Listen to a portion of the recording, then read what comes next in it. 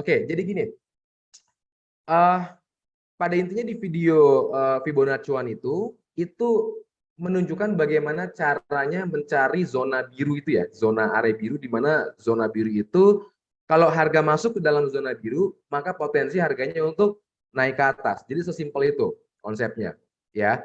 Jadi kemarin ada beberapa substansial materi yang memang tidak bisa saya sampaikan di acara kemarin, mengingat karena faktor waktu gitu ya. Jadi saya akan jelaskan dengan detail lah, kita belajar sampai kupas tuntas gitu ya. Bagaimana sih penerapannya bottom fishing dan sejauh mana sih keuntungan itu bisa diberikan kepada kita semua dan seberapa worth it metode tersebut. Oke, kita masuk. Jadi dalam studi kasus pertama, kita sebelum bottom fishing nih kita harus tahu dulu di mana sih level bottom dari suatu harga, di mana ekstrim bottom dari suatu pergerakan harga gitu ya. Nah, kita next ke slide berikutnya. Contoh, ini contoh kemarin waktu kita live sama iPod kemarin ya, kita dapat bottomnya di 440 sampai dengan 456 untuk saham WIM, Wismilak Inti Makmur. Dan di hari itu juga ya syukurnya naik gitu ya, hampir kalau nggak salah hampir 18% itu WIM itu naik. Jadi ini contoh area bottom itu adalah area-area biru. Jadi kalau teman-teman lihat ini ada zona-zona biru di sini, itu adalah zona bottom. Atau sebenarnya juga secara gampangnya zona support gitu loh ya, area support. Ya, ada yang bilang area demand lah, area support, whatever lah. Yang penting itu adalah area yang punya potensi untuk mantulin harga. The point is, area biru itu adalah area di mana seharusnya ada demand masuk di sana dan harga itu mulai berhenti turun dan akhirnya dia bergerak naik. Itu konsep dari zona biru. Nah, video yang kemarin yang saya share dari YouTube-nya Indepreneur yang Fibonacci-an itu contoh bagaimana cara mencari zona birunya. Mungkin buat teman-teman ada yang, Pak, saya sudah paham. Udah gampang banget Pak cari zona biru ternyata ya. Bagus gitu. Nah, mungkin ada juga buat teman-teman yang baru pemula, kemudian, aduh kayaknya susah banget ya. Saya pelajarin itu kayaknya advance sekali materinya dan sebagainya gitu.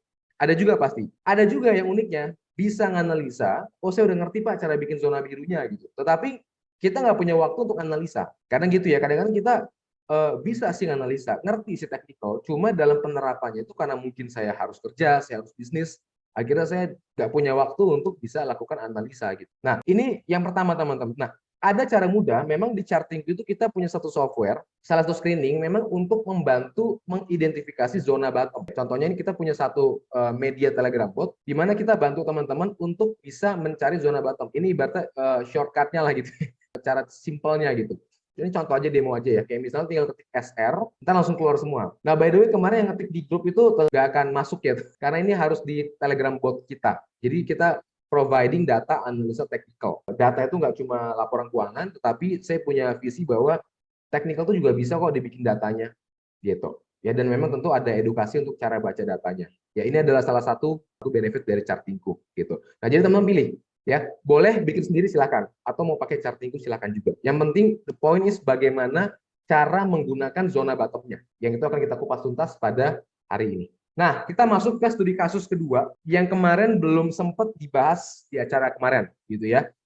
Price karakter. Oke, teman-teman, saya boleh nggak minta review sedikit aja terkait dengan materi kita yang kemarin. Coba teman-teman boleh nggak review apa saja sih kita pelajari kemarin? Saya pengen tahu gitu ya, apakah masih ingat semua gitu kan? Atau mungkin sudah ada yang lupa gitu. Coba boleh nggak sharing ke kita apa saja sih review dari materi yang kita pelajari pada event di hari Kamis kemarin? Boleh mungkin di-share kolom chat Zoom-nya. Oke, thank you. Ada dari Caroline. Correction or impulsive. Good. Ada lagi yang lain? Atau cuma itu aja? Tipe candle reversal. Ya, good. Kita juga belajar candlestick kemarin ya. Oke, dari Meiti impulsif. Ya, correction. Ada lagi nggak yang lain? Saya baru lihat ada correction, impulsif, candlestick, reversal. Apa teman-teman? Maneuverability. Masih ingat ya? Maneuverability, kemampuan harga manuver naik turun, gitu ya. Oke, nah ada satu yang kurang kemarin tuh sebenarnya price karakter, cuma nggak gitu detail dijelaskan. Padahal ini yang menurut saya paling penting, ya. Nah kita masuk ke dalam yang pertama. Jadi gini teman-teman, biasanya kita itu kadang terlalu fokus mencari support, kadang-kadang gitu ya. Jadi kita buka chart harganya lagi turun, yang kita lakukan tuh sebenarnya hanya mengidentifikasi di mana level support, ya. Itu penting, tetapi ada yang menurut saya itu lebih penting lagi gitu, yaitu bagaimana karakter harga, price karakter. Ya, artinya kita melihat ketika Anda sudah dapat nih level supportnya gitu ya. Kita lihat nih bagaimana harga itu merespon area support. Bagaimana karakter harga itu merespon area support. Karena menurut saya yang lebih penting itu adalah kita melihat karakter harga terhadap level supportnya, bukan level support itu sendiri. Kenapa? Karena mungkin teman-teman kita semua nih gitu ya, kalau dikumpulin nih kita nganalisa satu saham, mungkin level support yang kita identify itu bisa beda-beda.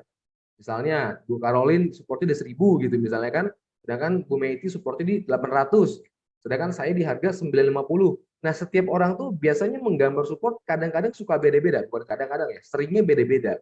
Nah, maka dari itu menurut saya lebih penting tuh bagaimana kita melihat harga itu merespon area support gitu loh, dibanding kita terlalu berfokus mencari support itu sendiri gitu. Nah, jadi kalau bicara karakter itu ada 3 jenis karakter gitu. Jadi saya coba mensimplify aja ada 3. Ini ntar kita akan langsung ke backtesting. Jadi pada hari ini kita juga ada sesi backtestingnya. Teman-teman ngelihat bagaimana win or lose dari metode ini gitu ya. Jadi nggak cuma yang win-winnya aja gitu ya. Jadi win and lose-nya bagaimana gitu. Oke. Nah, kita balik lagi. Jadi ada 3 karakter. Yang pertama ada smooth rejection, yang kedua ada false breakout, dan yang ketiga ada breakout impulsive. Jadi cuma 3 karakter itu di support. Oke, saya akan berikan contohnya langsung. Nah, ini contoh. Ini contoh yang smooth rejection. Perhatikan teman-teman. Kita dapat nih level supportnya ya di zona biru kan. Betul ya support level. Kemudian harga masuk tuh. Ya kalau teman-teman lihat harga masuk exactly ke dalam area support. Dan ini juga sama, harga masuk dalam area support. Perhatikan ini penting sekali. Tidak ada terjadi yang namanya penembusan, betul ya? Dia benar-benar masuk ke dalam area support, kemudian dia mantul dengan mulusnya, dengan mulus gitu ya, dengan baik dia mantul ke atas mulus. Artinya apa? Kita tidak menemukan terjadi penembusan level support di sini. Ya, jadi karakternya itu dia benar-benar menghargai zona birunya. Itu yang saya katakan sebagai smooth rejection. Jadi teman-teman nanti kalau udah mungkin punya Telegram bot kita, pas make screening ini akan kepake sekali. Sangat terpakai sekali gitu. Jadi pastikan Anda fokus di sini, ya. Oke, contoh teman-teman. Ini saya majuin chartnya. Nah, ini ada saham Sido, betul ya. Dan harga exactly masuk ke dalam area support dan benar-benar langsung dipantulin naik ke atas, mulus. Tidak ada terjadi kayak tembus dulu atau bagaimana tuh enggak. Benar-benar masuk ke dalam zona biru, langsung mantul ke atas. Itu yang namanya jenis karakternya smooth rejection. Jadi dia di-reject dengan mulus gitu loh. Oke, ini yang pertama, karakter yang pertama. Ya, jadi ntar teman-teman waktu ketik SR kemudian dapat zona-zona biru, maka inilah yang pasti akan kita hadapin gitu ketika menggunakan screening SR. Oke. Nah, next berikutnya lagi. Karakter yang kedua, tadi kan smooth rejection gitu ya, yaitu false breakout. Bedanya apa dengan smooth rejections? Kalau tadi smooth rejections itu dia exactly masuk mantul gitu ya. Kalau false breakout terjadi penembusan terlebih dahulu ya di sini. Terjadi penembusan support, kemudian setelah tembus harganya malah kembali balik lagi ke atas level support dan akhirnya dia terus bermanuver naik ke atas dengan cukup tinggi. Ini yang kita kenal dengan false breakout. Seringkali false break ini mengecoh, teman-teman. Ya, kita pikir wah supportnya ketembus, ya kan? Support ketembus. Kemudian ngapain? Oh, kata teori 2-3% cut loss, ya kan gitu ya. Di cut loss apa yang terjadi? Terbang. Ya, gimana nih? Saya udah kasih toleransi 2-3% sesuai dengan teori gitu kan. Pas di cut loss ternyata harganya balik lagi. Itu pasti sering terjadi ya kan. Nah, itu yang namanya false breakout. Gitu. Jadi false breakout itu memang cukup tricky, suka mengecoh gitu loh ya. Seakan-akan dia tembus support, seakan-akan harganya masih mau turun tapi ternyata malah balik lagi. Yang nyeseknya baliknya benar-benar sampai menembus puncak sebelumnya gitu.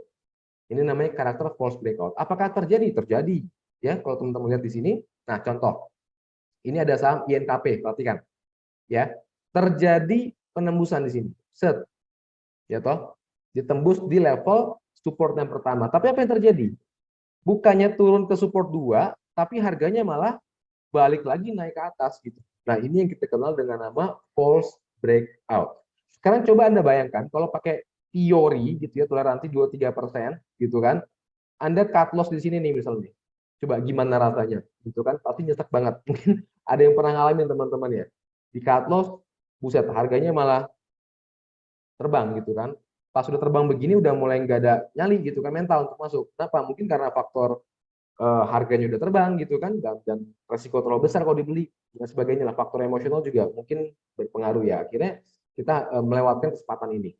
Nah, jadi itu contoh yang false breakout. Tenang, nanti akan ada solusinya di belakang. Ini kita pahamin dulu karakter-karakternya, baru kita masuk ke dalam aplikasinya gitu ya. Oke, next. Nah, ini contoh. Tadi ada rejection, ada false break. Rejection dan false break sifatnya masih naik, masih enak gitu ya. Yang paling kejam itu ya breakout impulsif. Di mana pada saat harga itu masuk ke dalam zona biru, ya, zona biru yang pertama, yang ada malah ditembus ke bawah, ke support kedua. Di support kedua baru dia bisa mantul ke atas, gitu. Ini sama kejadiannya ya, dia masuk ke dalam support pertama, gitu kan, langsung dibanting ke support kedua, baru terbang ke atas. Ini contoh yang breakout impulsif. Menurut saya, resiko terbesar kita menggunakan SR itu ada di breakout impulsif. Ini adalah the biggest risk-nya. Saya katakan seperti itu. Tetapi the biggest risk-nya itu bisa kita maintain, kita manage dengan manajemen resiko. Dan nanti teman-teman lihat sendiri bahwa SR ini worth it sekali. Makanya saya kadang-kadang kita juga punya screening BR teman-teman untuk breakout gitu. Kita beli saham breakout. Tetapi kalau secara personal trade saya pribadi ya, personal ya, saya get profit itu paling banyak dari SR gitu loh. Ya, kalaupun nggak dapat profit sifatnya kadang BEP atau minus-minus 2%, 3%. Tapi sekalinya profit nanti kita lihat sendirilah gitu ya. Itu bisa sampai ya bahkan beggar gitu ya. Kalau misalnya lagi beruntung dapat saham yang bagus gitu kan, yang kayak kemarin apa tuh? Ada Adro, ada Doit, banyak sekali main stocks ya kita dapat juga gitu. Nah, itu contohnya. Nanti kita akan discuss bareng-bareng di belakang. Oke. Nah, contoh. Contoh yang breakout impulsif, ini saham mayor gitu ya. Dia masuk dalam support 1465, kemudian langsung ditembus begini. Gitu. Tetapi berdasarkan research kita, berdasarkan backtesting kita, ternyata kalaupun ditembus di support pertama, maka biasanya di support kedua ini akan mantul.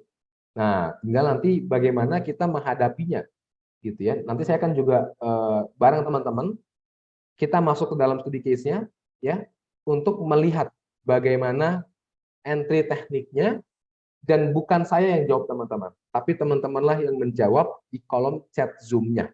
Oke? Sifat saya ngapain? Sifat saya hanya sebagai yang ngelitnya lah, ngebantu proses backtesting-nya.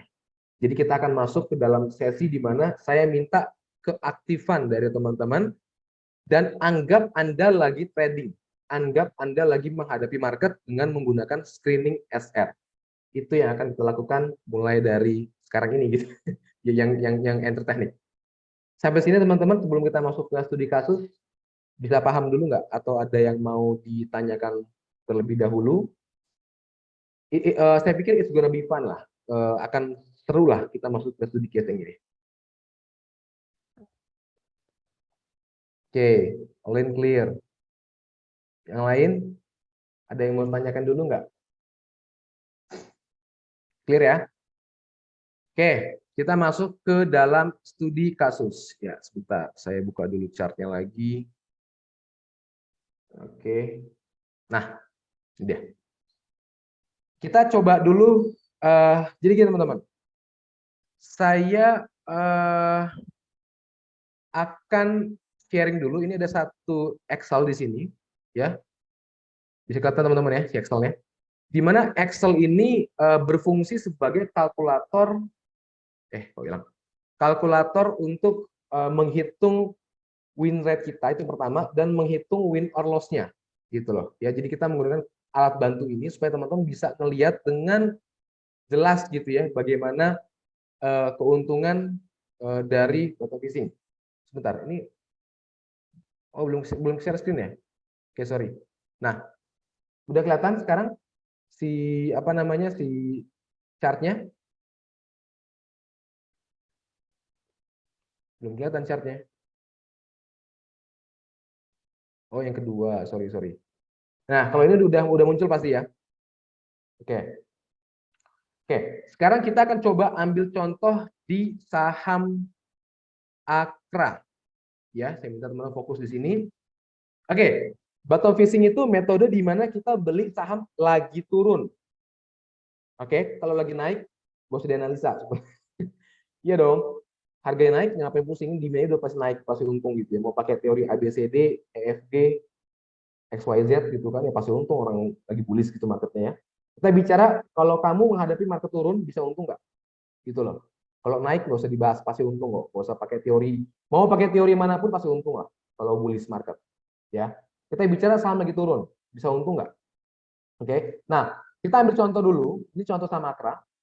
Jadi saya akan menggunakan biasanya kita akan menggunakan yang namanya indicator moving average EMA 20 atau 50 silakan ya. Kita ambil dulu dari kasus tahun yang 2021 dulu teman-teman. Kita cari yang turun. Nah, ini nih contoh nih. Contoh nih saham turun. Betul ya? Akra lagi turun gitu kan. Saya akan cut dulu chartnya teman-teman. Saya akan cut dulu chartnya, akan cut begini di sini. Oke, kita akan seperti ini. Oke, teman-teman bisa lihat sekarang ya. Harga saham Akra lagi turun, lagi drop. Ya, oke. Saya mau tanya teman-teman. Kita udah belajar kemarin tuh ya tentang beberapa pengetahuan umum tentang bottom fishing. Yang pertama saya mau tanya, penurunnya impulsif atau korektif? Silakan mungkin boleh bantu saya jawab dulu di kolom chatnya. Impulsif atau korektif teman-teman?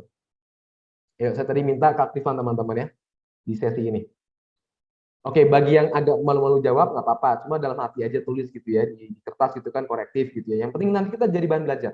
Ya, jadi kalau Anda menulis sekarang juga atau chat pasti akan kerasa lah bedanya gitu. Oke, korektif ya.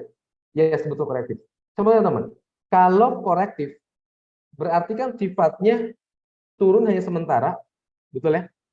Pendek dan nanti akan disusul oleh kenaikan yang lebih tinggi.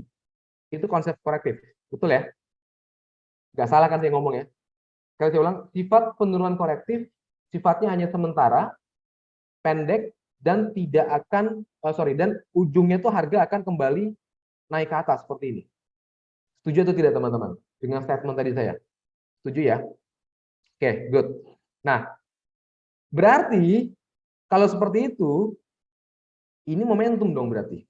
Benar nggak logikanya? Kalau Anda sudah tahu turunnya adalah korektif, berarti ini momentum dong, peluang beli. Betul. Tapi kenapa kadang-kadang kita masih ragu beli? Karena kata si A, si B, berita A, B, C, D, bla bla bla segala macam. Itu yang nge-distract kita, akhirnya apa yang terjadi? Kita jadi takut beli. Tetapi kalau kita straight on the theory secara technical, ini bagus peluangnya gitu. Iya kan? Terlepas dari untung rugi loh. Ya ini bukan masalah untung rugi, ini masalah mindsetnya. Bagaimana Anda punya NLP dalam berpikir itu seperti ini gitu. Ini kalau saya gitu ya. Nah, berarti saham Akra itu menarik untuk saya beli. Kalau saya menggunakan bottom fishing, berarti kan lagi turun nih. Saya harus cari dulu kan zona birunya, betul ya? Saya akan cari di mana sih zona birunya kan gitu. Iya kan? Nah, saya akan coba cari, oke, saya cari ini ada level support di sini. Gitu. Oke, sebentar. Ya. Nah, ini ada support ya. Saya akan coba sambil sama-sama bagaimana cara. Nah, saya akan pakai Fibonacci internal. Buat teman-teman yang, waduh ini apa Pak? Jangan bingung, ya karena saya kemarin sudah minta tolong ke tim untuk nonton dulu yang video YouTube Fibonacci. Kalaupun masih belum ngerti, Chartinggo punya alat yang nge-provide zona-zona birunya. Jadi jangan bingung, fokus pada cara penggunaannya dulu. Saya pengen kita fokus kepada cara penggunaannya. Itu yang menurut saya lebih penting teman-teman. Oke? Oke, indikator apa? Ini stochastic indicator. Cuma saya simplify biar ada warna hijau, warna merah jadi enak gitu ngeliatnya. Gak ribet gitu ya. Kalau merah berarti oversold, Kalau hijau berarti sorry, kalau merah overbought, kalau hijau oversold. Itu stochastic basically. Oke. Nah, kemudian sorry. Tadi mana tuh? Sebentar, sorry, tadi pencet ininya. Oke. Nah, kita tahu nih, oh berarti zoning bottomnya, kalau saya lihat nih ya, akan ada di level ini nih. Saya menggunakan rasio 50%, saya delete karena udah diwakilin. Saya pakai di sini. Nah, ini adalah zona bottom yang pertama. Sekali lagi saya bilang, kalau ada yang bingung cara prosesnya, jangan khawatir, karena chart itu kita provide datanya, tinggal dipakai aja datanya. Oke? Nah, biasanya saya itu nggak cuma ambil satu zona bottom, tetapi dua zona bottom. Kenapa? In case jaga-jaga terjadi penembusan. Iya kan? Kita kan nggak ada yang tahu gitu ya, kalau ditembus itu gimana kan. Jadi jaga-jaga saya akan mencari dua zona bottom. Nah, berarti saya harus cari nih, zona support yang kedua di mana sih? Gitu kan. Oke, secara price action saya akan langsung pakai 78,6 sebagai batasan zonanya. Nah, kenapa sih Pak di situ? Ini panjang lagi, teman-teman. Ceritanya panjang. Kalau saya udah semua. Yang pasti gini, saya akan minta bantu lagi channel lain di sini. Makanya kalau teman-teman lihat SR, gambar simpel banget kan begini. Udah simpel. Nah, makna gambar ini apa sih teman-teman? Ini sekalian ya, buat Anda yang sudah join member Chartingku, subscribe gitu ya, saya akan menjelaskan cara makainya. Oke, perhatikan. Channel yang di sini nih yang ada garis putus-putus, itu kan menunjukkan arah. Menunjukkan harga bergerak dalam paralel naik. Betul ya? Dia bergerak uptrend. Dan sekarang, exactly nih, zona birunya itu mepet sama channelnya. Artinya apa teman-teman? Kalau nanti terjadi bottom di sini nih, di zona biru pertama, artinya trend continuation. Tapi kalau nanti ditembus di sini, kemudian dia malah turun ke bawah, maka ini akan menjadi penahan. Dan Anda jangan berekspektasi banyak dari kenaikan bottom di sini. Kenapa? Karena bottom yang kedua ini bottomnya udah sifatnya bukan uptrend. Tidak ada uptrend koreksi begini gitu loh. Ya cenderung downtrend. Itu mindsetnya. Gitu loh. Jadi saya akan lebih suka dengan zona bottom yang pertama dibandingkan yang kedua. Gitu loh. Tetapi jaga-jaga aja kalau nanti ternyata zona bottom pertamanya ditembus, nggak ditembus gitu ya, atau mungkin ditembus, ya udah saya akan mungkin buyback lagi di zona bottom yang kedua. Simpel banget gitu loh. Dan gambarnya pun simpel. Kita bukan penganut yang misalnya gitu teman-teman, kayak begini ntar ya. Nah, nggak? Waduh, pokoknya gambar tuh begini nih. Kadang bingung, ini mau ngapain gitu loh. Ya, if you understand, kalau Anda paham perception, gambar Anda simple. Ya, nggak semua support kita pakai, teman-teman. Nggak semua support kita pakai. Ya, ini jangan seperti ini gambarnya, pusing gitu ya. Jadi gambar cuma seperti ini. Ya. Nah, terus gimana Pak cara tradingnya? Gitu. Ada dua teknik, teman-teman. Ini saya langsung kasih tahu nih. Mungkin boleh tulis ya. Ada dua teknik. Teknik yang pertama, Anda beli langsung di zona support yang pertama, dengan catatan level cut loss-nya di antara tengah-tengah zona ini, atau kasih sedikit lah, 1/6, ya di sinilah. Nah, ini level cut loss-nya, tengah-tengah sini. Ini cara yang pertama. Ya, kenapa saya taruh di sini? Karena ini menunjukkan invalid. Kalau nanti harga turun, terus malah tembus ke bawah, kemungkinan besar memang support satunya ditembus, dan dia akan lanjut ke support yang kedua. Maka saya kasih cut loss di sini. Sebenarnya bahasa itu invalid, berarti bottomnya sudah nggak valid. Gitu. Level support yang pertama sudah tidak valid. Ya, nah ini dulu yang akan kita backtesting. Jadi kita akan kasih cut loss di sini. Oke, nah sampai sini paham teman-teman ya? Entry di mana Pak? Kita ambil aja aturan, entry di tengah-tengah dari zona. Berarti di sini. Nah, di sinilah. Itu level entry kita. Betul? Level entry. Berarti teman-teman bisa lihat ya, ini entry di 610, saya akan langsung taruh ke Excel. Ya, saham Akra gitu kan. Buy-nya di 610, SL di berapa tadi tuh? Di 580. Perhatikan ini ada di situ teman-teman. Yang warna merah ada level entry exit kita ya. Di 580. Oke? Berarti langsung SL 580. Nah, sip. Langsung dapat teman-teman. Resikonya sebesar 4,92% risknya. Oke. Nah, berikutnya. Di mana targetnya? Langsung. Target pertama udah pasti di puncak yang pertama ini. Yang kedua, Anda boleh gunakan Fibo, cuma kita ambil gampang dulu aja ya. Mungkin boleh taruh di sini, oke ya. Di saya lihat ada support pantulan kecil di sini dan ada di sini. Nah, berarti target pertama ada di 715, tulis lagi ya. 715. Target kedua di 770 dan target ketiga di 815. Saya tulis di Excel ya. Kalau ada yang bingung langsung kolom chatnya Pak, bingung saya akan ulang. Oke. Berarti risk to reward-nya, reward-nya 17%. Berarti target pertama aja profitnya udah 17,2%. Untuk resiko 4%. Berarti risk to reward-nya udah 3,5, 5,3, dan 6,8. Saya punya pengalaman trade teman-teman ya. Setiap kali saya menggunakan metode breakout, jarang saya nemu risk to reward yang bisa sampai 3 kali. Jarang. Kebanyakan itu 1:1. Ya, syukur-syukur 1:2. Itu kalau saya main breakout, makanya saya kurang suka breakout. Tapi kalau saya pakai bottom fishing, itu saya bisa dapat banding sampai banding 10, banding 11 tuh ada gitu loh. Dibandingkan kalau saya pakai breakout gitu. Ya kenapa saya mungkin gini teman-teman, kan breakout itu kan harga udah lari ya, nafasnya udah keburu setengah gitu loh. Baru kita beli. Kalau bottom ini kan pas lagi turun-turunnya gitu. Iya kan? Makanya risk to reward-nya bisa bagus. Oke. Nah, kita balik lagi di sini. Oke, sampai sini teman-teman masih bisa catch up nggak? Ada yang bingung nggak teman-teman? Anda ada yang bingung dulu nggak sampai sini? Masih bisa catch up sama materinya? Coba mungkin boleh saya confirm dulu di kolom Zoom-nya. Ini pasti member startingku juga mengalami hal seperti ini kan. Saya akan buka di sini. Ya, saya akan buka sih, ngulang lagi ya materi kita kemarin-kemarin. Oke, TP2 ini Bu. 770, perhatikan nih. Yang garis putus merah atas. Tuh. Kedua, yang ketiga di 815. Itu untuk TP2. Bisa paham teman-teman? Oke ya. Nah, kita akan majukan chartnya. Ya, karena sudah setup trading udah dapat, planning trading udah dapat, kita tinggal maju chartnya. Oke, teman-teman feel the market. Ya, kita next candle-nya. Oke, harga masih diem-diem aja. Kita belum entry ya.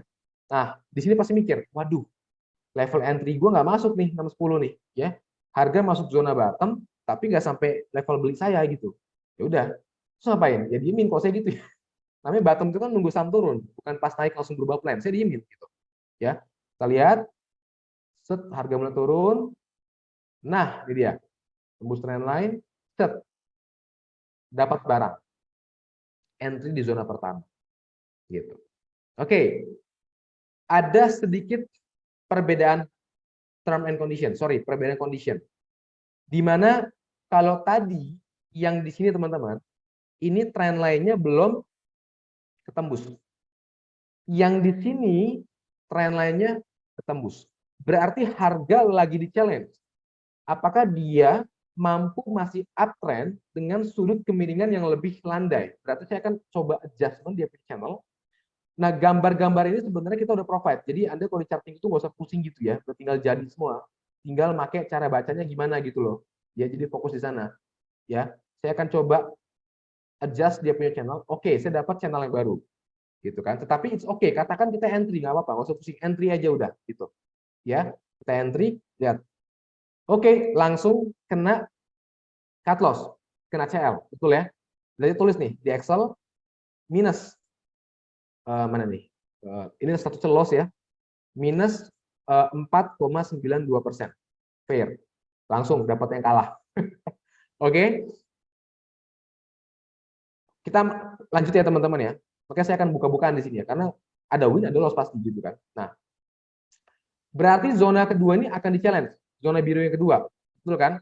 Nah, berarti saya akan coba hapus ulang gambarnya. Biasanya kita akan kasih gambar ulang. Ya.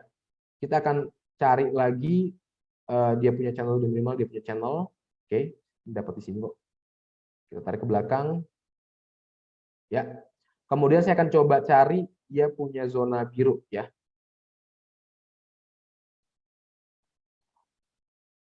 Nah, itulah. Saya pakai Fibo, kemudian oke, ini bisa jadi zona.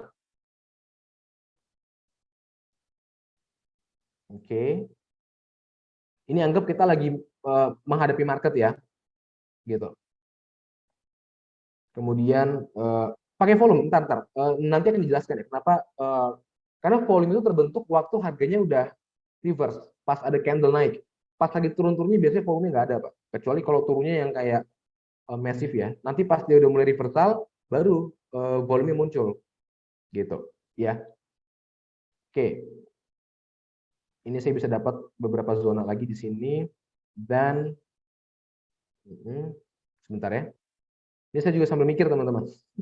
Jadi anggap ini real case gitu ya, biar makin kerasa real case-nya. Sekali lagi, saya nggak meminta Anda untuk involve bingung dalam proses cari bottomnya, enggak. Ya, tetapi lebih kepada proses penggunaannya. Oke, saya dapat di sini bottomnya.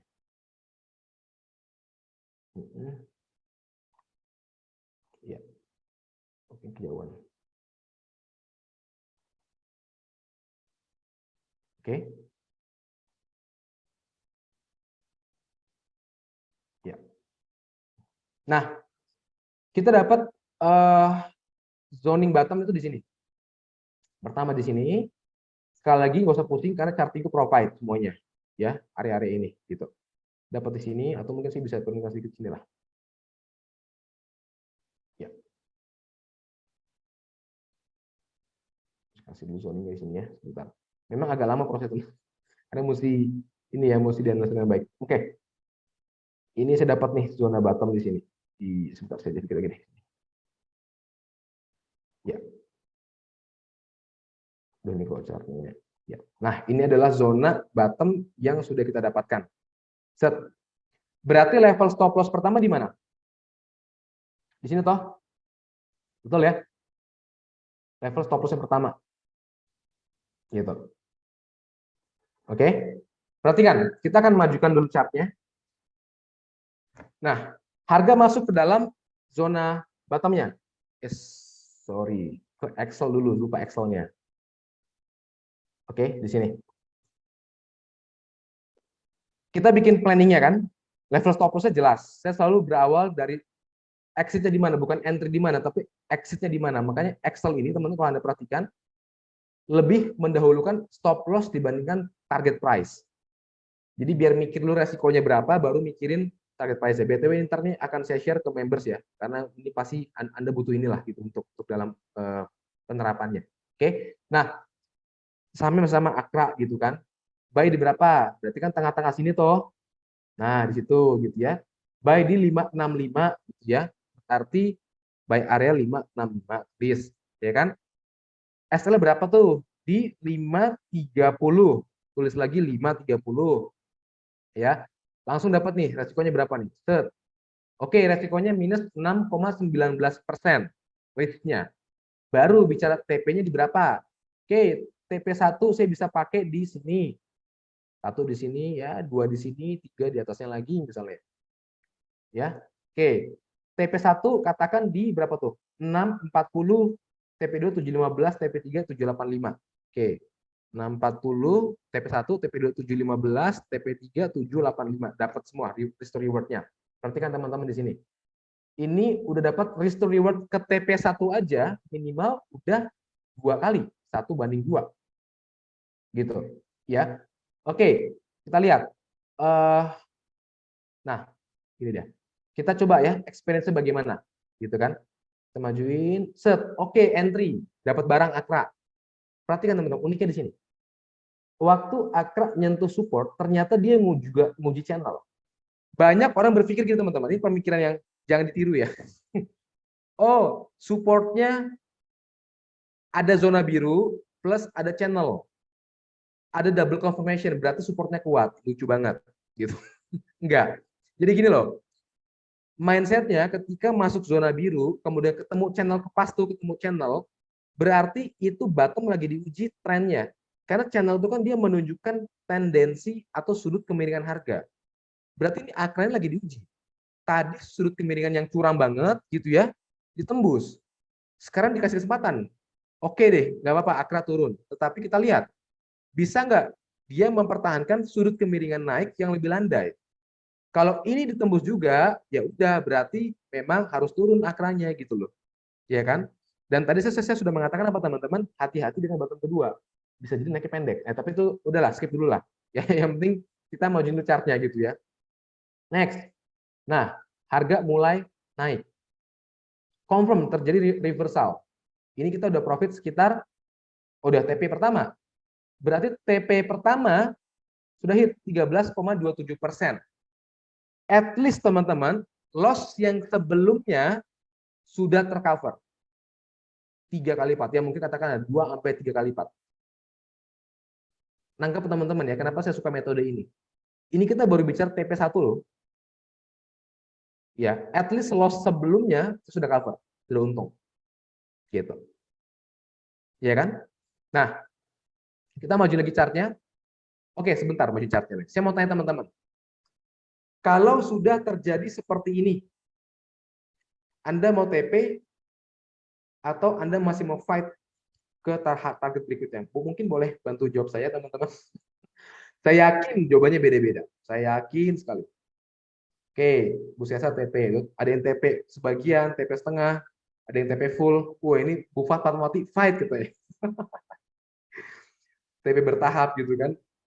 Pak Raja Bayan lanjut hold ya. Macam-macam kan jawabannya kan. Ini namanya trading teman-teman. Gini loh teman-teman. Saya telah mengatakan bahwa kita bisa analisa, belum tentu bisa trading. Beneran. Orang berpikir kalau saya jago analisa, saya bisa trading. Mitos. Analisa sama trading itu dua hal yang berbeda. Dunianya beda. Spin off. Dunia analis, dunia trader. Ya, saya selalu mengatakan jago analisa sangat tidak menjamin Anda bisa trading, gitu. Karena trading itu bukan analisa kuncinya, bukan metode kuncinya. Gitu. Metode cuma kayak gini aja, zona biru, gitu kan, breakout, backtesting berapa persen, win rate-nya selesai, gitu loh. Tetapi makanya saya selalu katakan bahwa teman-teman dapat gambar yang sama, betul ya? Akra gambar yang sama, betul nggak? Supportnya sama, channelnya sama, harinya sama, candle-nya sama, tapi decision-nya bisa beda. Ada yang TP-nya udah TP duluan, ada yang fight. Gitu. Makanya saya katakan signal trading itu adalah mitos di mana kalau Anda pengen berhasil pakai signal trading itu mitos namanya. Gitu loh. Ya, jadi jangan percaya mitos. Saya bisa katakan signal trading itu hanya mitos bisa buat Anda berhasil di market. Mitos itu benar mitos gitu. Jadi jangan trust seperti itu, ya. Karena nggak bisa kita intervensi orang cut loss di sini, TP di sini. Kenapa? Tiap orang beda-beda. Risk profile-nya beda gitu loh. Ya. Kemampuan dananya beda, resiko profile-nya beda gitu. Nggak bisa disamakan. Ada orang mikir 13% kecil banget Pak. Saya hold aja, kalau rugi ya udah, uang saya masih banyak gitu misalnya. Ada kan, kita nggak bisa pungkiri loh kayak gitu. Iya kan? Nah, itu yang saya katakan makanya trading itu personal. Saya katakan bahwa Anda adalah CEO dari portofolio Anda gitu. Ya, ini buktinya beda-beda jawabannya kan. Gitu ya. Oke. Saya next lagi ya. Tadi yang TP udah ya, nggak boleh lagi lanjut ya. Di dulu ya yang tadi bilang TP atau yang mungkin sekarang lagi nulis TP gitu kan. Sudah stop profitnya di sana. Berarti Anda sudah ngantongin profit berapa tuh? 13,27%. Buat yang belum TP berarti Anda masih hold ke atas. Nah, kita lihat nih. Ini buat teman-teman yang masih lanjut gitu ya. Sekali teman-teman, pernah nonton ini nggak sih filmnya Who Wants to be Billionaire? Anthony Yahya gitu ya. Ada kan? Anda sudah berhasil menang ke tahap ini, dapat hadiah 10 juta gitu misalnya. Mau lanjut apa enggak? Atau bawa pulang duitnya? Kan gitu.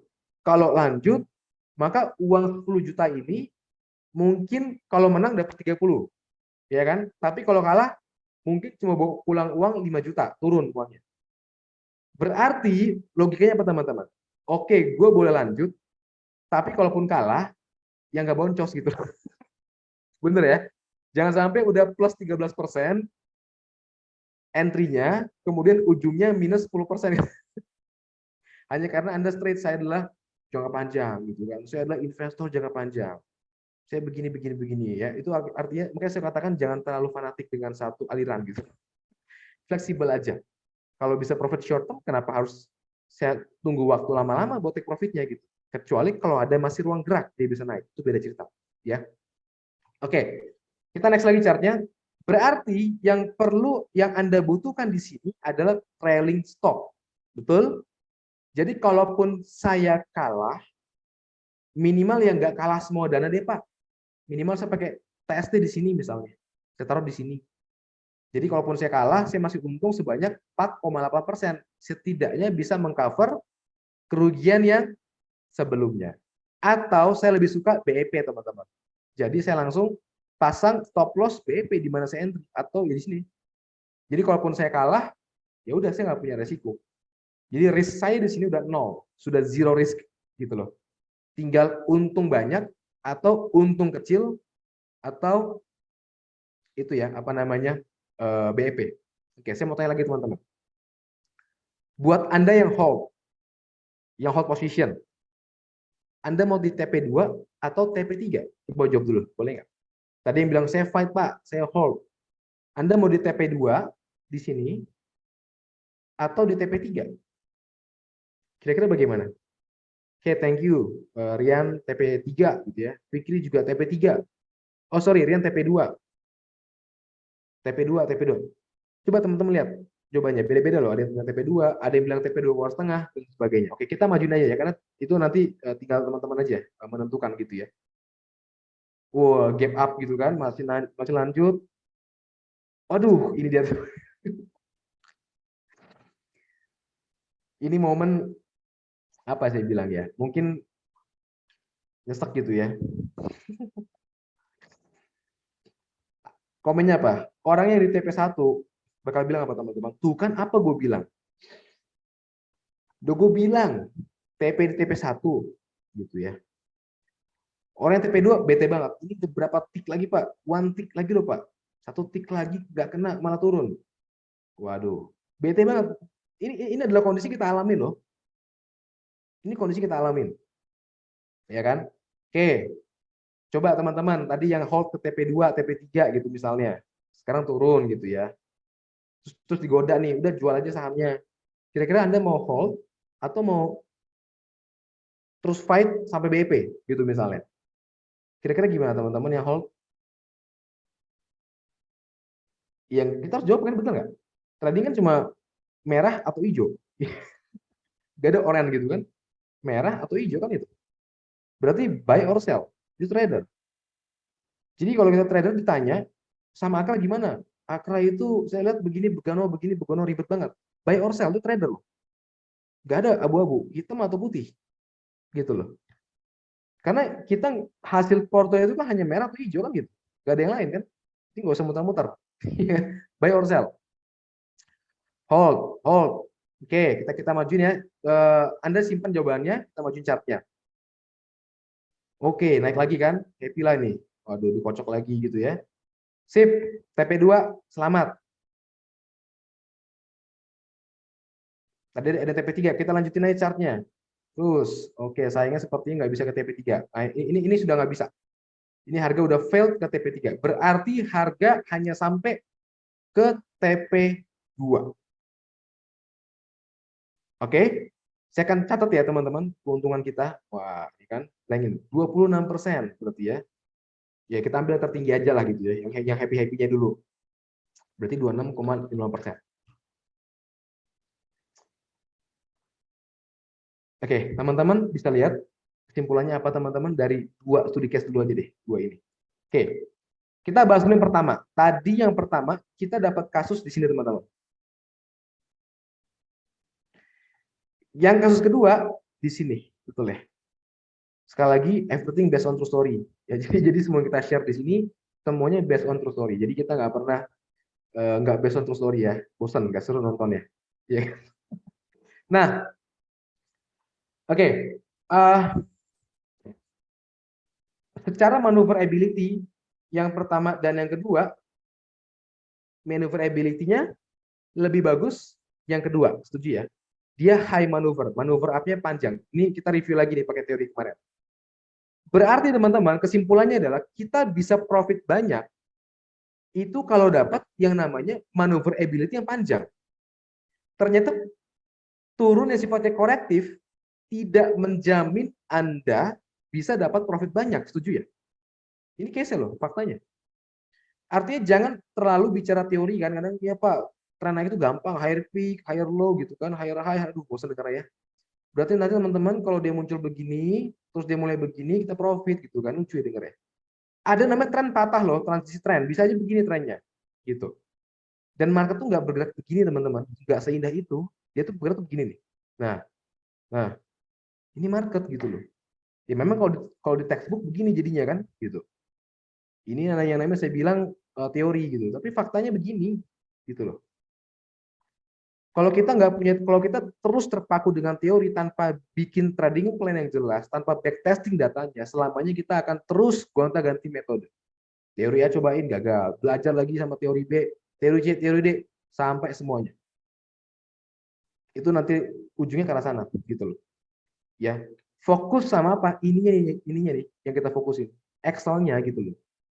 Ini kan datanya, gitu loh. Ya, iya kan? Gitu. Oke. Nah, terus yang pelajaran kedua teman-teman, kita lihat. Yang pertama dan kedua, ada pola candle kan? Waktu proses reversal, sebentar saya hapus dulu gambarnya biar enak ya. Oke. Nah, yang di sini ada nggak reversal? Ada loh. Pola candle benar nggak?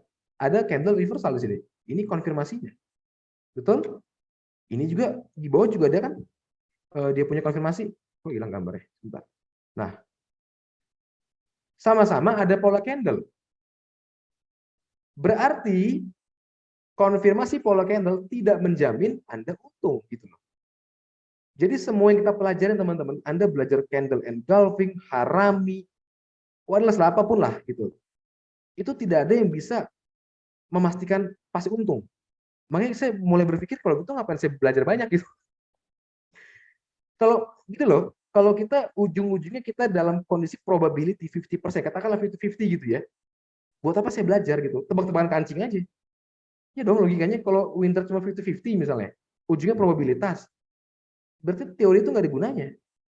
Kalau ada intervensi dari hal-hal lain yang kita nggak tahu di market. Yang harus kita fokuskan apa? Data metode kamu itu punya probabilitas berapa persen gitu. Dan kita backtesting dari tahun 2017, 18 kita sudah backtesting gitu loh. Ya datanya berapa persen. Akhirnya jadilah metode ini gitu. Ya kan? Nah, sampai sini teman-teman, sebelum saya lanjut lagi ke studi case berikutnya, masih sama kok sahamnya gitu ya, sama Akra gitu. Jadi biar fair gitu kan. Ada pertanyaan dulu nggak teman-teman terkait sama Akra?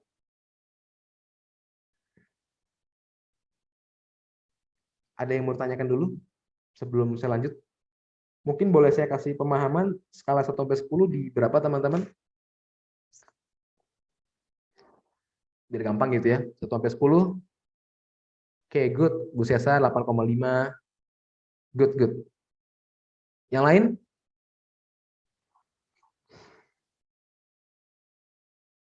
9,9. Ya.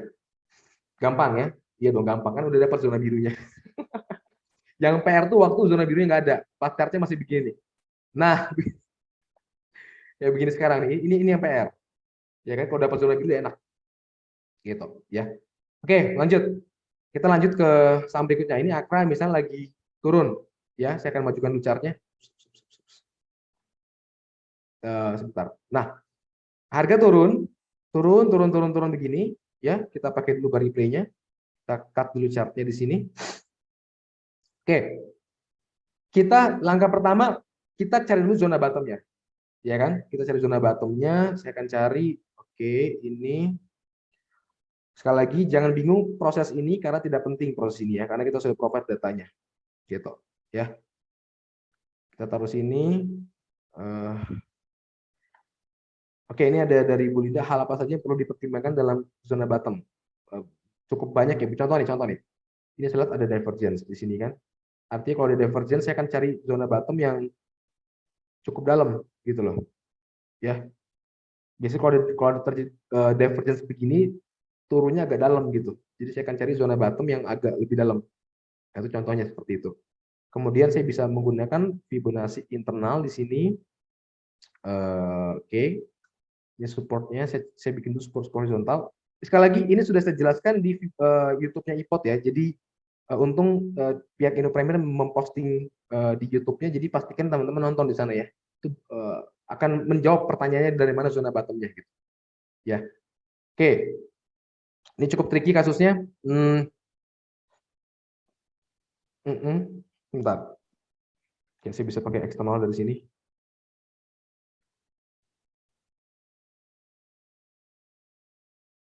Oh, di situ dia. Ya, saya dapat lagi support di sini. 78, saya pakai 88 nih. Oke saja. Oke. 78 ini. Nah, ini saya bisa dapat zoning bottomnya di sini. Sekali lagi jangan pusing untuk di sini ya, karena ini nggak inilah. Oke. Nah, dapat kita punya zona bottom di sini. Harga masuk entry tengah-tengah sini kan berarti kan? SL di sinilah kita bikin agak bawah dikit di sini.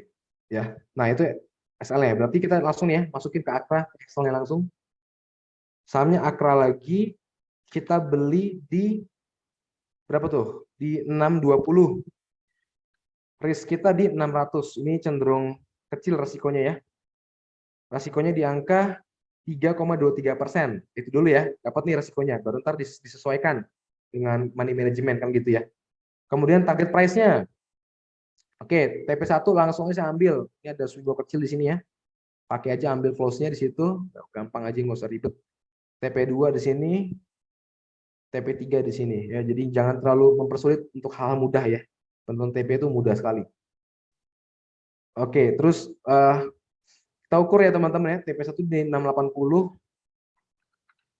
TP2 di 735, TP3 di 770. Dapatlah keluar dia punya reward-nya. Kita ukur dulu. Oke, risk reward-nya juga ini harusnya lebih bagus ya dibandingkan sebelumnya. Tuh, perhatikan. Dapat risk reward-nya 30, 5,8 dan 7,5. Belum tahu yang mana. Gitu ya. Oke, kita akan majukan chart-nya. Perhatikan, oke. Mulai naik tapi belum ada konfirmasi reversal ya. Maksudnya belum benar-benar dia bikin swing low naik gitu loh. Ya belum ada. Lanjut. Oke, ini udah mulai naik ya teman-teman. Udah setengah TP ya. Kita harga udah setengah menuju TP. Naik lagi, terusin, balik lagi. Set. Oke. Masih bertahan. Ini sideways. Oke, akhirnya kena SL. Ya, akhirnya kena SL. Kita lihat di sini. SL-nya minus 3,3%. Sorry, langsung aja di sini bisa ya. Langsung minus. Loss minus 3,3%. Set. Kalah. Oke. Nah, kita coba review. Kenapa kita bisa kalah? Ya, nggak tahu ya. Gitu. Nah, teman-teman perhatikan di sini. Coba kita feel the market. Proses kalahnya. Meskipun kalah, tapi perhatikan, ini sempat menuju TP dulu. Tapi kalaupun kalah, indah-indah juga. Tapi bagaimana tetap close gitu.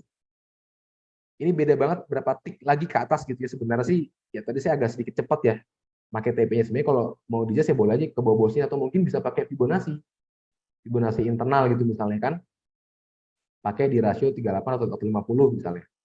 Nah, mestinya kena TP ya. Cuma karena ini demo biar cepat aja teman-teman, biar nggak buang waktu gitu ya. Yang penting pahami esensinya gitu loh. Itu aja sih menurut saya. Ya, gitu. Asal tidak ada penutupannya, silahkan Bu. Kalau misalnya mau lihat closingnya dulu ya, next closingnya baru close silahkan. Apa-apa. Yang penting makanya tadi saya bilang namanya bukan SL tapi invalid gitu loh. Karena kalau SL itu seakan-akan kita meminta intervensi untuk di stop loss. Tapi kalau invalid itu artinya sudah tidak sesuai dengan skenario. Anda boleh keluar di situ. Boleh keluar saat itu juga, atau pas closing besoknya, atau mungkin keluarnya pas recovery, pas harga lagi naik. Kita sell on strength misalnya. Itu namanya invalid. Makanya kita namanya invalid. Gitu. Oke. Jadi pelajaran kita di Akra ini barusan, kita kalah, tetapi kalahnya masih happy lah, masih dikasih kesempatan untuk menang. Bukan yang loss kayak langsung dijebun di apa dihantam turun ke bawah gitu kan. Masih ada happy-happynya lah kalah gitu. Oke? Oke, kita boleh lanjut lagi nggak teman-teman? Atau sudah lelah gitu?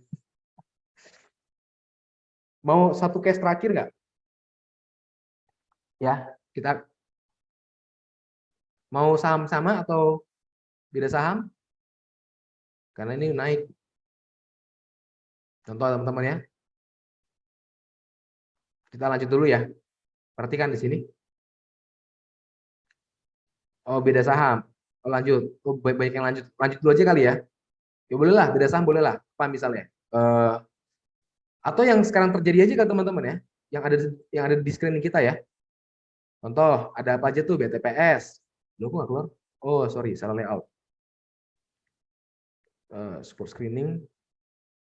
Nah, ini dia. Ada BTPS tuh. Kemarin sempat naik ya, sempat bikin bottom, sebenarnya udah kena TP1 nih di sini. Di R3350 udah kena sebenarnya. Ya, udah kena TP1. Kemudian ada Cepin. Cepin tembus nih, berarti teman-teman. Dia tembus zona biru pertama, tapi belum kena invalid. Berarti masih ada harapan false breakout. Ya, ini yang true story-nya nih, Cepin. Kemudian ada, nah ini di screening SR itu kita udah siapin teman-teman invalidnya di sini.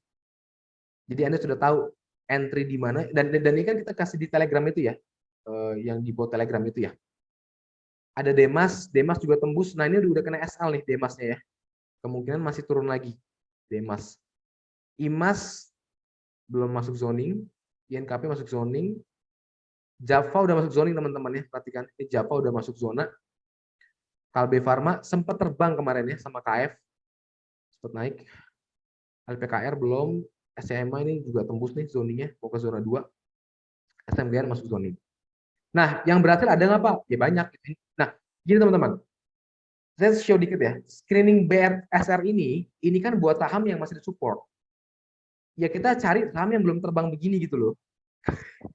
Kalau udah begini namanya bukan screening, tapi pamer namanya. Iya kan? Kalau saya kasihnya yang udah begini misalnya kan, udah terbang begini namanya bukan screening, tapi pamerin gitu ya, pamer gitu. Yang namanya kita mau trading itu kan ya pas belum gerak harganya kan, gitu. Contoh ada yang udah gerak, kita belajar coba ya. Semoga gambarnya masih ada. Karena ada beberapa saham yang belum saya hapus. Jadi ini layout khusus buat screening SR. Ali kemarin dapat ya di sini nih. Bottom sih dapat kemarin. SIMP juga dapat ya bottomingnya tuh. Sorry kepencet. SSMS juga dapat kemarin meskipun nggak exactly masuk bottom ya. Bottom pertama ya dia mantul-mantul kan. Bottom satu mantul. Kita predik dua bottom berikutnya gitu ya. Dua stage bottom kita bisa predik dapat satu di sini, dua di sini. Ini juga kita share kemarin gitu ya di Telegram bot. LSIP, nah ini LSIP teman-teman, dia nggak masuk ke bottom ya, langsung lari ke atas. Mohon maaf ya teman-teman. Ya gimana ya, karena nggak bisa sempurna 100% gitu ya. Agi nih yang mantap kemarin ya, dapat bottomnya di sini. Ya, ini kita lihat dulu ya, kita punya portofolio kemarin ya. Agi, BRPT juga dapat ya kemarin, naik lumayan, ini lumayan panjang, meskipun dibanting lagi, tapi kita udah dapat satu momen kenaikan panjang, ini lumayan kok ini. Cepin belum, ESA kemarin dapat ya di sini. INKP. Nah, INKP ini teman-teman. Ini jadi kita pernah dapat di sini. Awalnya itu di sini ya. Post break kan naik ke atas, terus ini yang terupdate baru nih. Ini masih dalam proses zoning sekarang INKP ya. INTP. Oke, ini INTP juga menarik false break kemarin. Dia masuk dalam zoning, kena false break ya. Tapi masih bisa naik ke atas gitu. Ya, kemudian ada Java baru masuk. Nah, SMBR juga lucu nih kemarin. Jadi teman-teman belajar juga ya bagaimana bahwa trading itu nggak bisa sempurna gitu. Jadi saya nggak mau naif gitu ya bahwa ada momen indah ada momen tidak indah juga ada gitu loh. Ya tapi momen tidak indah ini kita buat, kita manage jadi setidaknya nggak buruk-buruk banget gitu. Ya. Ini contoh SMBR nih, sekali mantul, dua kali mantul, akhir tembus gitu kan. SMBR belum masuk lagi ya ke zona biru, belum masuk ke screening kita lagi, tapi udah dapat bottomnya. Perhatikan teman-teman, dia jadi bottom, tapi nggak bisa panjang begitu, nggak kayak Agi gitu ya, nggak kayak Ali kan. Tapi kan lumayan gitu ya, kalau kita pakai cara tadi kan, ya angka-angka 10% dapat lah gitu kan, ini dapat sekitar 16%. Gitu. Lumayan lah gitu. SMGR ini belum lari nih. Ya, Nah, Tekim juga dapat kemarin nih. Sebentar. Ini Tekim juga dapat kemarin. Sempat naik panjang, tapi mau gimana gitu kan? Nggak bisa begitu kan? Tapi kan lumayan gitu ya kalau kita ukur ke atas itu. Ya. Kemudian, oke. Nah, Weton juga kemarin dapat ya teman-teman, dan terjadi false break nih. Tuh. Ya, ini masuk di sini kan. Itu pun kalau kita entry di tengah-tengah udah dapat sekitar 13%-an, lumayan lah gitu. Jadi sekali tarik tuh 10%, 13%. Lumayan lah, not bad lah menurut saya. Tapi sekalinya menang bisa sampai ujung sana gitu. Kan gitu. Oke, kita lihat dari consumer. Kita lihat kinerja. Nah, ini ada AMRT kemarin kita dapat exactly. Nah, ini yang saya bilang dapat jackpotnya, dapat big fish-nya gitu. Ya, tuh berapa persen tuh? Banyak ya, hampir 60, hampir 70%. Gitu. Ini yang saya bilang momen indahnya gitu. Ya kan? Kemudian berikutnya DSNG juga ya masuk bottom, naik dikit ya, tapi turun lagi ya, nggak gitu indah lah gitu ya. GGRN bete banget lah, kalau GGRN tuh bener-bener naik turun gitu aja terus ya, nggak gitu indah. GJTL lumayan teman-teman ya, lumayan ini, lumayan ke atas, not bad lah GJTL. Saya show dulu portofolio kita teman-teman. HMSP ini kemarin udah masuk bikin bottom nih, ya masih bisa naik ya harusnya ya ke atas. Oke, hoki. Nah, semua screening ini itu kita share di Telegram bocor. Jadi saya sedikit review teman-teman ya, sedikit review kita ke Telegram. Ini harus. Kenapa? Karena saya ingin membawa satu perubahan bahwa technical analysis bisa kita bikin datanya. Nggak cuma rasio keuangan yang bisa jadi data, technical pun jadi data. Jadi Anda pengguna fundamental, pengguna technical, mudah kita provide datanya. Nah, screening SR itu tinggal ketika teman-teman garis miring SR, enter, set, nanti keluar gambarnya semua. Ada BTPS, ada CPIT, jadi gampang banget. Bahkan buat teman-teman yang mungkin sudah advance, yang suka dengan main multiple time frame, kita kasih bonus. Kita kasih bonus multiple time frame di sini. Ini mungkin di next chapter kita akan bahas ya, bagaimana cara penggunaan multiple time frame ini. Gitu. Oke. Nah, kemudian Telegram bot kita juga sebenarnya mengcover nggak cuma ini. Contoh misalnya teman-teman, coba mau review saham apa? Ada yang boleh tahu nggak saya? Mau review saham apa nih? Bisa request saham apa misalnya? Ada yang mau request saham dulu misalnya?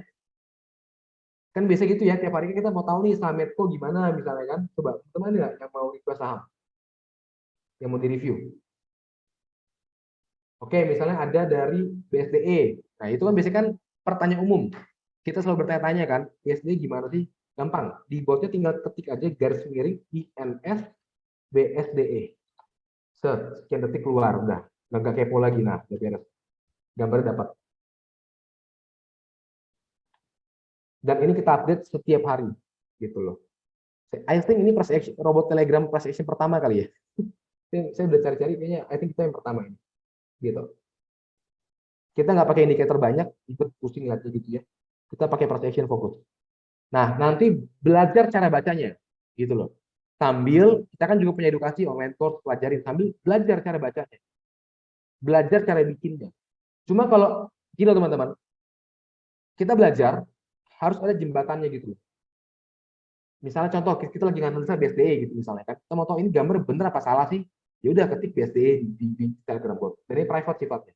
Ya, ketik. Nah, cara baca gimana? Oh, BSDE ini sekarang kita lihat lagi ada di dalam down channel line. Ya kan? Sekarang lagi nguji resisten. Berarti tunggu nih kalau ntar dia tembus ke sini, maka target berikutnya di 1050. Gitu loh. Jadi sudah menjawab pertanyaan di situ. Gitu. Itu fungsinya. Tapi sejauh ini masih dalam proses down channel gitu loh. Jadi harus sedikit berhati-hati. Ya codingnya juga udah mulai lower peak kan, lower trough di sini gitu. Itu cara bacanya. Nah, ntar kita belajar lah cara baca, gampang gitu. Ya sambil Anda pelajari tuh online course. Ya kan belajar juga ya, online course dan sebagainya gitu. Jadi sambil gitu loh. Ya. Oke. Kalau mau entry time frame saya sih time frame H1 ya, Pak. H1 sih saya. Karena daily chart sama H4 tuh kurang lebih sama. Jadi saya entry di H1. Oke. Ini kita cover semua saham teman-teman ya. Basically semua saham. Misalnya apa lagi? INS, WIM. Tadi kan WIM-nya udah terbang gitu ya. Tinggal ketik aja WIM-nya. Nah, dapat deh si target price-nya kan. Tadi seru ya, tadinya kan dapatnya di bottom nih. Karena udah naik ya berarti kita update. Kita cari target atasnya. Di sini targetnya nih, WIM. Gitu. Ini supportnya nggak kelihatan nih. Saham aneh-aneh nggak ada. Saya nggak tahu saham aneh itu gimana maksudnya.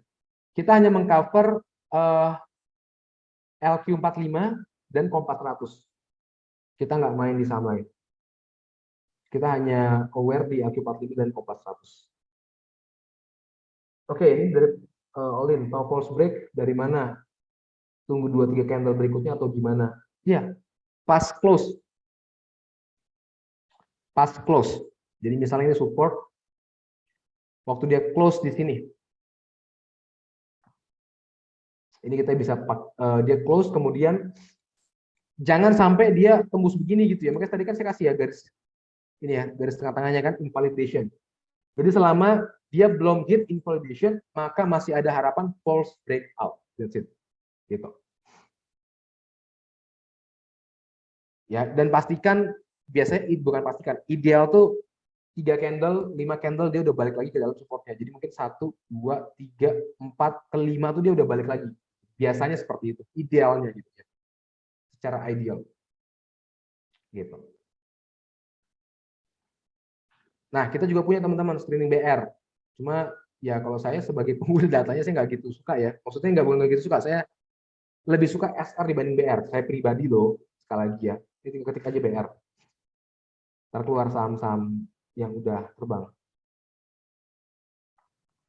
Tuh ya, DCTRA kan, atau sahamnya. Gitu-gitulah. Gitu. Oke, nah teman-teman, materi kita selesai. Kita masuk ke Q&A dulu. Ya, tadi udah ada beberapa yang nanya. Oke, ini pertanyaan dari Bu Elewati. Kalau untuk cari zona biru, Fibo apa yang dipakai? Apa hanya eksternal internal? Saya mengkombinasikan antara eksternal, internal, dan horizontal support. Ya, jadi eksternal, internal, dan horizontal support. Tergantung dari kondisi marketnya. Makanya saya bilang tadi, tergantung dari kondisi market. Pastikan Anda sudah menonton dulu yang Fibonacci tadi. Tapi pasti saya hanya menggunakan internal, eksternal. Saya nggak pakai projection. Yang ABCD projection, ya kadang kalau udah tricky banget case-nya baru saya pakai lah. Tapi sejauh ini saya jarang pakai. Kecuali kalau memang sudah tidak ada lagi referensi bottom atau referensi garisnya, baru saya pakai ABCD projection. Tapi selama ini saya pakai eksternal, internal, dan horizontal support. Sudah cukup kok, sangat cukup malah. Gitu, sudah lebih dari cukup itu.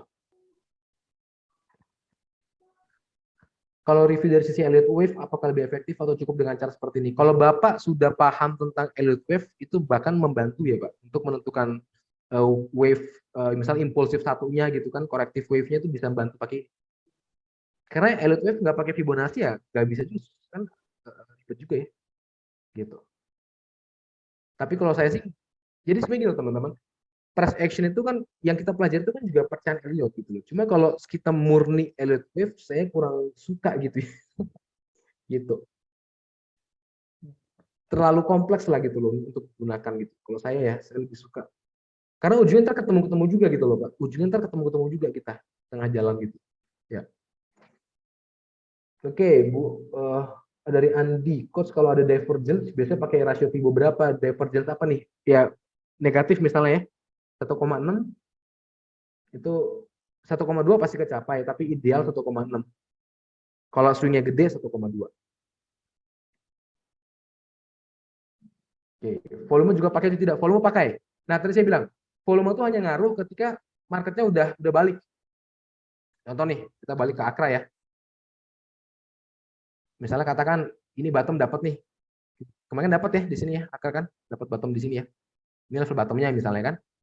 Nah, volume itu biasanya muncul waktu udah jadi reversalnya. Contoh, nih, sebentar, saya cut dulu chartnya. Tuh, Waktu di bottom, nggak gitu aja kan volumenya kan masih cenderung turun gitu loh. Tapi pas sudah reversal, boom, baru traders pada main. Wah, akhirnya naik gitu kan. Nggak tahu kan siapa yang beli di sini kan, bandar-bandar siapa. Pas sudah reversal gitu baru, wah iya, akhirnya masuk running trade. Barulah kita transaksi. Kan suka telat mulu kan. Akhirnya apa? Dibanting bandar. Ujungnya nyalain bandar, bandarnya kejam katanya. Kan gitu. Terus lah kan di cycle itu kan. Terus lah. Makanya di zona biru nggak ada kan. Volume nggak ada, nggak kebentuk di sana gitu. Volumenya nggak gitu kebentuk. Ya. Tapi pasti kan volume mulai turun. Waktu dia proses masuk ke zona biru kan volumenya mulai turun nih di sini. Ya kan? Berarti transaksi jual beli itu udah nggak gitu intens ketika diiringi penurunan. Berarti ibaratnya intensity turunnya saham itu udah nggak gitu se-euforia sebelumnya gitu. Cenderung turun lah dia. Karena kan jual belinya artinya perpindahan barang untuk ngepanis harga turun tuh udah nggak gitu. Euforia nggak gitu besar gitu. Ya, seperti itu.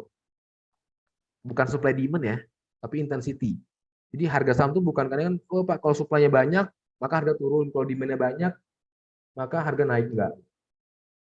Faktor dari intensitasnya, bukan supply demand. Intensitas supply sama intensity demand. Jadi nggak ada istilah supply lebih banyak, harga turun.